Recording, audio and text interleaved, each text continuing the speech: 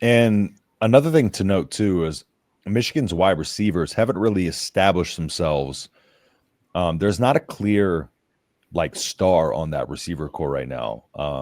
They have Macaulay Samaj, Marsh, Goodwin, and those guys have been plagued with drops this year. They've been dropping a lot of passes. And so they really haven't had anybody step up. So I do think there's an opportunity there for Nebraska to be able to kind of have some opportunities there with these receivers if they can maybe come and jar a ball loose because they're having trouble with the confidence in the drops anyway. So I think it's one of those things that Nebraska is really going to have to be aggressive in hitting into. And also Bryce Underwood, they're having a hard time getting him to slide.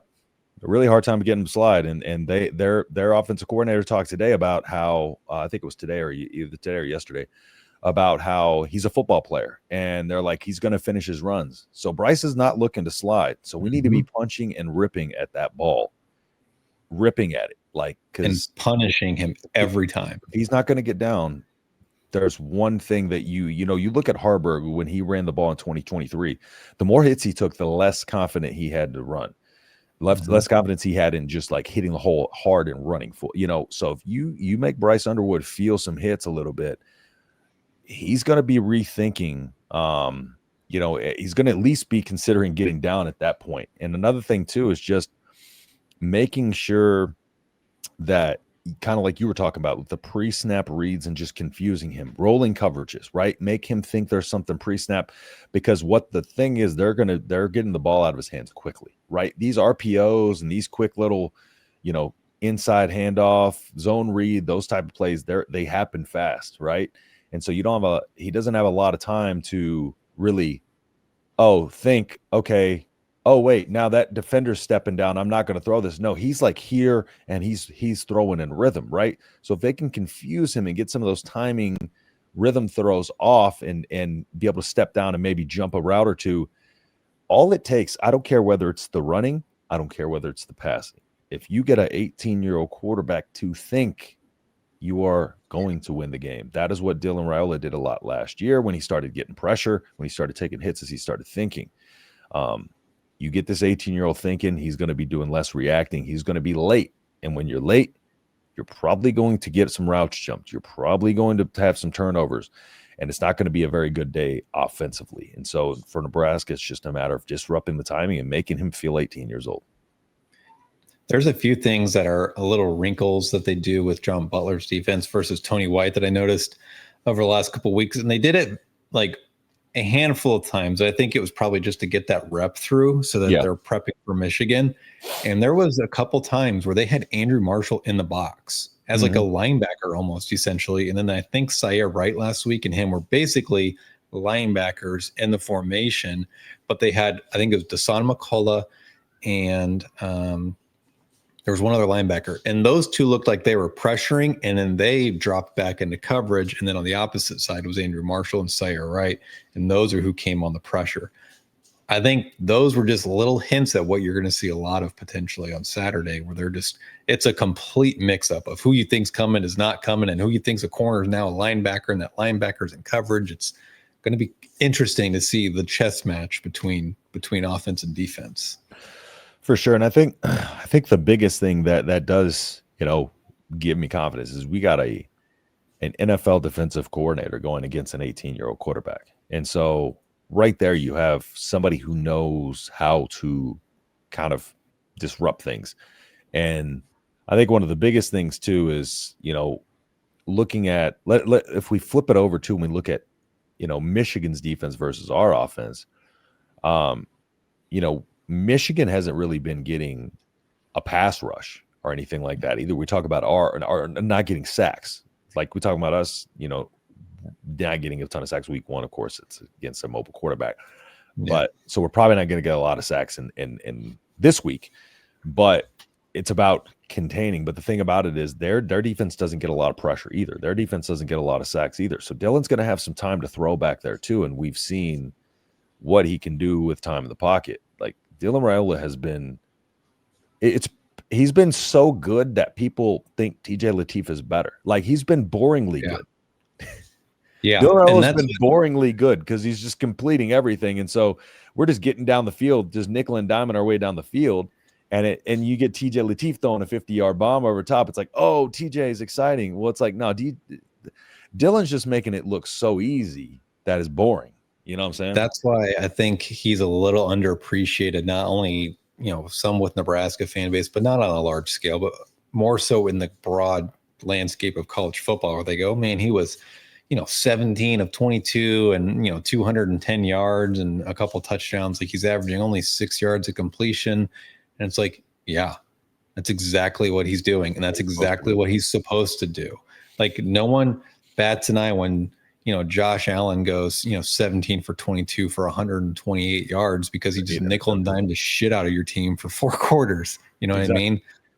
It's the offense. It's the way the game unfolded. Then there's going to be a game like 2 weeks ago where he has 340 yards passing on 20 completions. But generally speaking, this kid is an NFL quarterback playing in an NFL system. That's how it's done. Yep. He's doing what he needs to do. And let's just dive into some of the comments here. We'll get into these. Go Big Red. What's going on, Justin? Appreciate you hopping in here, sir. This Saturday is the turning point of our program. I believe so. I have a lot more confidence in Brian. Gosh, I hope so. But it's okay. We're not here to just predict wins every week. Meat Chicken Week. That is one way to put it. I have returned. What's going on, Mike? Appreciate you hopping in here. 24-20 Bonelead's prediction. Mike's 24-21. Michael Hasman said last Saturday was perfect with Bud capping things off. Time to get the monkey off their back versus. Shout out to Bud, by the way. Can I just say I was wrong? And I'm so happy I was wrong.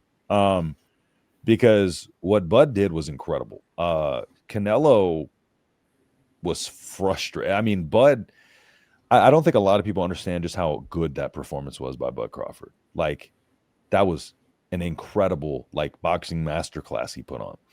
Disrupted Canelo's timing constantly, disrupted his rhythm. Anytime Canelo would because Canelo's whole goal is to walk you down. He's trying to get you in a range to where you have to escape. If you have to escape, he's swinging those hooks at you, right? And he throws them babies hard. And then once he starts throwing those hooks and you're afraid to escape, then he's got you kind of cornered in, and then he just unloads, right? But, I mean, Bud just kept it, he would load up, Canelo would load up on a 1-2, and Bud would just slip and throw 1, 2, 3, 4, quick 4 shots, and then be gone.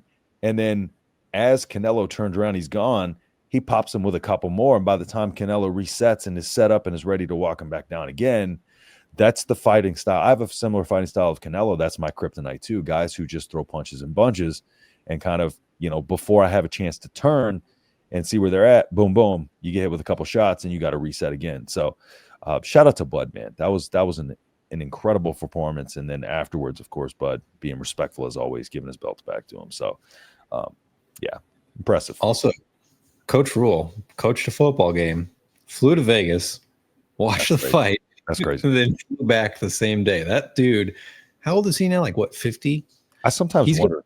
He's older than me, and I'm 32. I wonder if we have the same amount of weeks, hours in the day, in the week, me and him. Yeah. Because I don't know how he does it, bro. Because sometimes I feel like I'm running out of time in my week, and this man's got 18 million more things on his plate than I do. Yeah. Some people are just built different, you know what I'm saying? Yeah. So that's time management. That's why he's the head football coach at the University of Nebraska, and I'm here. I think Nebraska wins it in the last minute on a field goal. Mike, I really hope it doesn't come down to the last minute on a field. I don't want that stress in my life. I just had to deal with the Texans losing yesterday on the last second touchdown, which wouldn't have mattered. If we won that game yesterday, we're terrible regardless. That team's not good. We're talented. We're talented. We're a very talented team. We're not a good team. That's been Nebraska the last decade. We're talented, not good. That's the Texans for you. Just Brian for you. Would Nebraska be better off putting our linebackers and safeties in the box and forcing Bryce to beat our secondary? Just Brian. As in just me? It just says just Brian. I would put the Sean Singleton in the box because he's more athletic, and if a tight end spills out, he can go get the tight end. Mm-hmm. But I was saying at the start, I think Nebraska's corners and secondary are matched up way better on Michigan's receivers than our defensive line versus their offensive line. We have a huge advantage in our secondary. So, but you also can't go man the whole game either. You have to do different. I think you might. I don't know. You might be too in love with their O-line.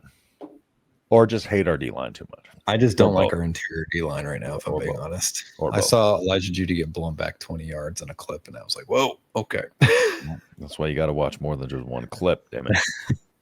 27-24, the 40-yard field goal for the win. Yeah. 24-7 first half NU, 27-21 final. Man, that would be fun, but not fun.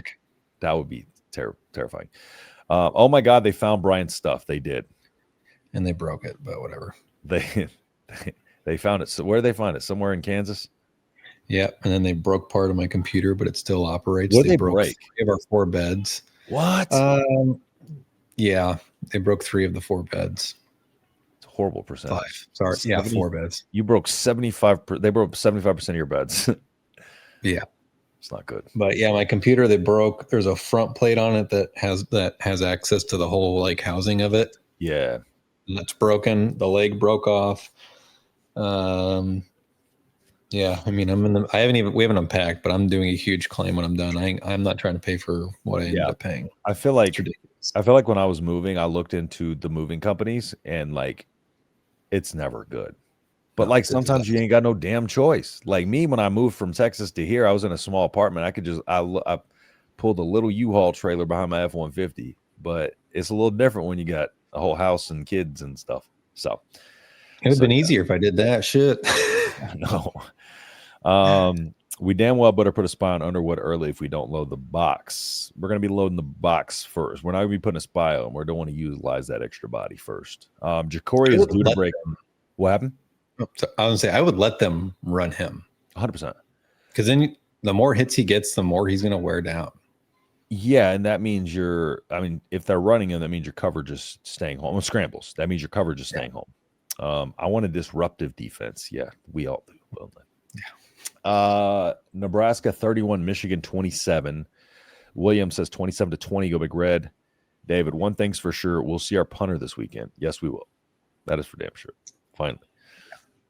Have we given up our 100 pass yards in a game? No, we have not. We haven't given up over 70. It's pretty incredible. I don't care who you're playing, if we're being honest here. I think the most we've given up was what, 67, 68? It was in Cincinnati. But that was like 68, 69, 85 yards a game. I think it's less than that, Michael. Maybe just 65. Yeah. I see Lenhart has a cast on his hand. He had surgery last week, but he's fine. You can play with a cast on your hand. They just turn Actually, you can use it as a weapon. They turn it into a club, dude. Straight up. Jason Pierre-Paul style. Nebraska's played so many players that it's been hard to get a true read on the defense, in my opinion. The run defense needs work. We'll find out how much comes Saturday. See, this is another thing, too. It's just like run defense. And this is where I think this is run defense, in essence, is not a problem. It's the zone blocking scheme that tore us up, right? And we did a better job against the Houston Christian. Of course, it's Houston Christian, but we can't just we just got to stop saying the run defense needs work. Like, again, we have an opportunity here to see if we can remedy. This is why this game is even more important too for me, is because it gives us an opportunity to see how quickly we can fix the things that are on tape. You know, we're sitting here saying, okay, like the talent's the same, right? What is coaching going to do? And I think right now everybody seems so shell-shocked that it seems like everybody right now feels like we can't figure things out through coaching. Like the team can't get better in watching the film. It's like, this is why Cincinnati week 1 was so important, because it showed us what to improve on the film, and that is the best opportunity we should have. So I feel like if we came out and we beat up 3 cupcakes, we'd be feeling much better about this game. But since we had a tough opponent that had his own blocking scheme that used it well against us, which is a good thing, it's turning into this bad thing. And it's a good thing that it was against us. It's a good thing that we got to struggle against. It's not a good thing we struggled against it, but it's a good thing that we played against it and got an opportunity to see. It's a primer for this weekend. 100%. And you'll see a lot of it too outside of Michigan. I mean, they're not the only team that does this, that we play. Correct. Hell, Minnesota is phenomenal at it. Yes. Minnesota lost last week too. Good. That was a they lost to it was during the Bud game. That's why I forgot. I have to look, but it wasn't a good loss. No, it wasn't. Is Michigan head coach suspended for our game? Yes. And he's suspended from all activities too. However, Chip Lindsey's running that offense no matter what. It wasn't Sharon Moore's offense. So the game plan isn't going to be too terribly much. They got beat by Cal. Too terribly. Yeah, Cal, that's what it was. Should Moore be starting? Moore. Gabe Moore? That's what I think. Gabe Moore? I don't know why Sharon Moore popped in my head because I just talked about him, but I was like, Moore. I don't think so. Yes, he is. Cannot be around the team at all for the next 2 weeks if Michigan abides by the rules, that is. How about playing straight up defense and not blitz? We're going to have to bring some blitzes. We're going to have to. You got to bring pressure. We're going to have to blitz. Fact of the matter is, you're going to have to be smart with it too, because it's going to be disguised, and we're going to have to. The whole trick is to. I mean, we would love to play straight up defense and not blitz, but you have to. And the thing about it is, though, those blitzes are going to set up our straight up defense to be able to potentially get opportunities, because by the blitzes, you want to get under pressure. Bryce Underwood did not look good week 2. Under pressure, it was a little bit better week 3, but it was getting the ball out of his hands quicker. So we are going to blitz, and we are going to try to just light a hair under his butt and try to get him, like, at least his feet move around in that pocket. You know, get him a little jumpy in that pocket so he can make some mistakes. So we're going to be bringing some blitzes. He's 18 years old. Yep, that's what I was getting ready to say. In fact, I'll add too. I think Nebraska is going to blitz early and often, speed up that internal clock, and then you can probably start sending only 4, maybe a 5th guy from occasion. But they're going to try and speed up that internal clock quickly for him. Because, you know, Oklahoma defensively, they ran a lot of twists, they ran a lot of stunts, and it worked. Again, it was a little like just looking at that game, you could throw the whole game, but it's just looking at what their defense did. They did run a lot of blitzes, a lot of stunts. So, and I think Nebraska is it's going to be a blitz. It's going to be a measured, calculated blitzing style again, because at the same time too, you got to understand that if you're blitzing a corner, which we've done a lot more this year, you know, they're going to be trying to throw where you're not. So it's then rotating a guy quickly over. Like, those rotations are going to have to be quick. But, you know, if they blitz correctly and blitz effectively, like you said, early and often, then they can kind of bring that back. And then, you know, if you get – it's all about how you set the tone. You know, Indiana against us last year, they beat the brakes off of us. Why? Because set the tone because they started running the ball. Curtis Rourke was already hard to stop in the passing game. But what happens, they came out immediately and they ran the ball down our throats with success. And we were on our heels the rest of the game. Nebraska can come out early and get Bryce Underwood on his heels and make him think. Then later on in the game, while he's thinking, you start to show some of those blitzes that you did earlier in the game. You drop back into coverage, and then all of a sudden. But I do think I'm glad at least, Brian, you're giving him some respect, because I feel like not enough people are giving Michigan or Bryce Underwood enough respect.